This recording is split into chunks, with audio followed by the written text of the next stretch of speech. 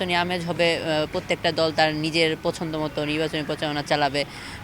সবাই যার যার মতো ভোটারদের কাছে ঘরে ঘরে পৌঁছে যাবে, তাদের যে ইশতেহারগুলো আছে এগুলো প্রকাশ করবে।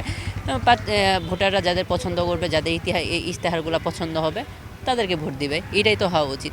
এক যুগ পর বা 17 বছর পর যে একটা সুন্দর একটা নির্বাচনী আবহাওয়া বাংলাদেশে বিরাজ করতেছে, এতে আমার খুব ভালো লাগতেছে এই বিষয়টা। কারণ আমি এরকমটা গত 17 বছরে এই ফার্স্ট এরকম অবস্থায় দেখি নাই এর আগে কখনো। যারা 16 বছর ভোট দিতে পারে নাই, এখন নতুন করে তারা ভোট দিবে এবং যেখানে থাকবে না কোনো প্রকার ভয় এবং আশঙ্কা এবং কারো চাপ থাকবে না। তারা নিজেদের মতন করে তারা নিজেদের পছন্দের প্রার্থীকে ভোট দিয়ে জয়যুক্ত করবেন।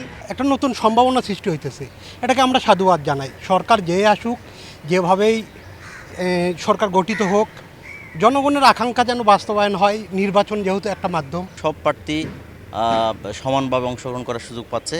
এক্ষেত্রে আমি অন্তর্বর্তীকালীন সরকারকে বলবো সব রাজনৈতিক দলকে যাতে লেভেল প্লেয়িং ফিল্ড এর সমান সুযোগ দেয়। যেই সরকার আসুক সামনে, যেই সরকার গঠিত হোক, যাতে জনগণের কল্যাণ জন্য কাজ করে একটা ওয়েলফেয়ার স্টেট হিসেবে বাংলাদেশকে বিশ্বের বুকে রিপ্রেজেন্ট করতে পারে, এটাই আমার প্রত্যাশা।